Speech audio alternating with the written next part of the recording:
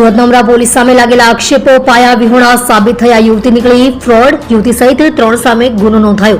સુરત શહેરમાં સ્પામાં કામ કરતી એક યુવતી દ્વારા ઉમરા પોલીસની PCR 1 માં પેટ્રોલિંગ કરેલી ટીમ સામે કરેલા ગંભીર આક્ષેપોની તપાસમાં ચોંકાવનારો ખુલાસો થયો છે. યુવતીએ દારૂનો કેસ ન કરવા બદલ રૂપિયાની માંગણી કરી અને શરીર કડપલા કર્યાના આક્ષેપો સાથે ઉમરા પોલીસ મથકે અરજી આપી હતી. જોકે ઉચ્ચ અધિકારીઓની દેખરેખ હેઠળ કરવામાં આવેલી તપાસમાં આ આક્ષેપો પાયા વિહોણા અને ખોટા સાબિત થયા છે.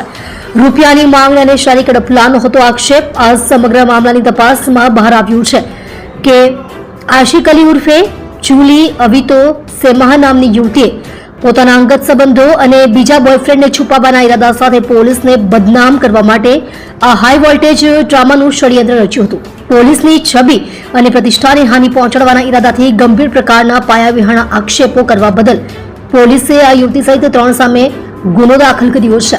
યુવતી સહિત 3 લોકો સામે ગુનો દાખલ કરાયો. આ કેસમાં પોલીસે સુનિલ ઉર્ફે ગોન્ટુ કંચનભાઈ કંથારિયા, આશિક અલી ઉર્ફે જુલી અવિતો સેમા, સરફરાઝ ઉર્ફે રોકીની અટકાયત કરી છે.